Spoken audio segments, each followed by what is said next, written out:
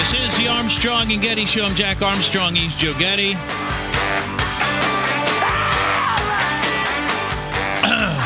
So, we made a big deal out of this, so I think we ought to do the follow-up on it. All right.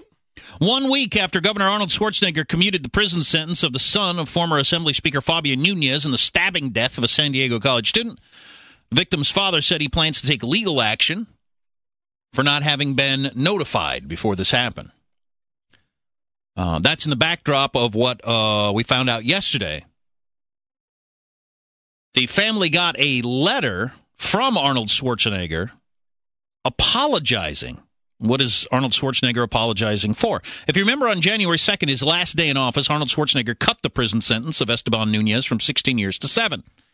He didn't contact the Santos family to seek their opinions before he issued the order. And he made the phony argument that the sentence seemed too harsh, and every human being in California and around the world understood that it was just because Fabian Nunez is a politically powerful crony of Arnold's, and it stinks. We talked to Fred Santos last week, and yeah, he was upset about that. On Saturday, Fred Santos, the victim's father, said a letter from Schwarzenegger arrived at his home out of the blue. The letter, dated January 5th, acknowledged that commuting the sentence caused Santos and his wife more pain. I acknowledge that this letter causes you more pain. I recognize that the last-minute nature of my final acts as governor provided you no notice, no time to prepare or absorb the impact of the decision. For that, I apologize. It's a heck of a thing to apologize for yes, one thing. Yes. See, that was a problem. Of course, that's why everybody's so outraged, is because of the lack of notice. Yeah, sure. Well, and, there's only one real reason anybody can come up with for why you did this at the last minute as you headed out of office. You see, that's one of the things that... Right. Schwarzenegger added that the facts of the case do not support giving Esteban Nunez the same sentence as another man who wielded the knife that killed their son. Wow, he stabbed and slashed at a couple of guys who by some miracle survived. Okay, Arnold, I'm not sure I'm hanging with you, but go on. Then later bragged about how his dad would get him out of trouble. Right, yeah. Yep. As a father, Schwarzenegger wrote, I believe there is no sentence too harsh for the death of your son, but our system of justice demands that the facts of this case be weighed without the passion of a father's rage. Well, that's precisely what happened. That's exactly what happened, Arnold. And the sentence was meted out. And every judicial authority has looked at it and said it was perfectly fair. That's precisely what happened. Then what happened was a powerful father's desire to subvert justice was indulged by you. The district attorney in San Diego County may have said that to you if you had talked to him at all, which would seem like to me to be the least you would do if you're looking at changing the sentence of someone. Right. You'd think you'd talk to the prosecutors and say, what about this? What about that? Are you sure you did this? You would think you'd have that conversation. What's the real story here? How bad a guy is it? But he didn't talk to him at all, according to the San Diego DA. Right. I didn't know he was going to do this. He didn't talk to me about it. Santos, the father of the victim, said the letter was a little too late and struck him as a response to the criticism that Arnold received after the order was announced. That would seem to be exactly what it is. It's disgusting. It is quite disgusting.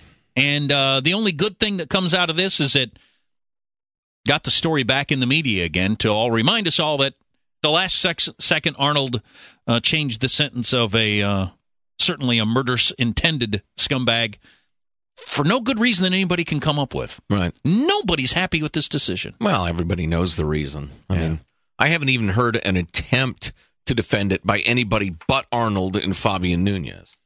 It's disgusting. It's despicable. It's un-American. It's like monarchical. It's it is terrible. Oh, my God, it's just awful. I recognize that the last-minute nature of my final acts as governor provided you no notice, no time to prepare for or absorb the impact of the decision. For that, I apologize. He's apologizing for the fact that I should have given you a heads up. Wow. He couldn't, though. Yeah. He actually couldn't. I mean, if you're going to do this at the last minute, you're doing it at the last minute so that you don't have to face the public scrutiny. If you'd have given them the heads up, Santos would have gone to the media, it would have leaked out or whatever, and then he would have had to answer for it. And he didn't want to have to answer for it. So, I mean, that was off the table. As a father, I believe there is no sentence too harsh for the death of your son, but our system of justice demands that the facts of this case be weighed without the passion of a father's rage, because that's how they made the decision. Right. The father meted out the sentence, right? Oh, no, that's right. No, he didn't. A judge and jury did. Well, the guy pled out because he knew if he went to trial, he'd get convicted of murder. Right. So he pled out and accepted that plea bargain, which Arnold has now cut because of the rage of a father? What? God dang it. Well, and what is with Arnold's, where he says, the facts of the case do not support giving Esteban Nunez the same sentence as the other man who wielded the knife. Well, since when is that the deal? If you drive the getaway car in the bank robbery and they shoot somebody, right, you're a murderer. You're a murderer. Yeah. It's always been that way. Right. But you so now you're changing that law, apparently? It's well and carefully enshrined in California law, Arnold. And that's an example of somebody driving the getaway car.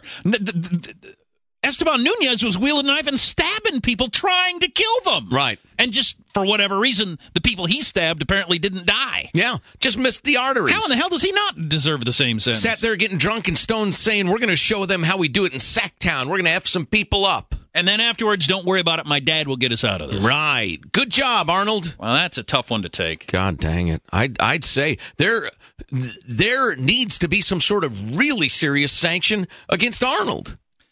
Santos, the dad, again, we had him on last week, said, my interpretation of this letter is that Arnold's really saying, no, this is the mom, to my husband and I, too bad for you guys, but I'm going to give this killer a break because I can. Yep. Because it's my powerful crony's kid. Boy, it's like the days of Tammany Hall. It's like the days of Richard Daley back in Chicago. It's just mobbed up. Yeah, it's really an unfortunate story. Yeah. And we need to do away with the whole last-second pardoning thing that we have.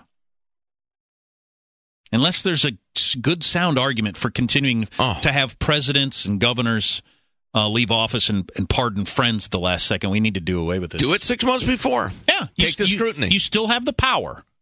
You just need to do it where you'd have to stay there and answer questions and explain yourself. Right. If you can explain yourself, that's fine. If there's a miscarriage of justice, I'm cool with that. If the governor wants to pardon somebody or commute their sentence and go before the cameras and say, I believe racism was involved. They were all white cops. This was an all-white jury in a county that's known for racial prejudice. Right. Then, blah, blah, blah. Whatever.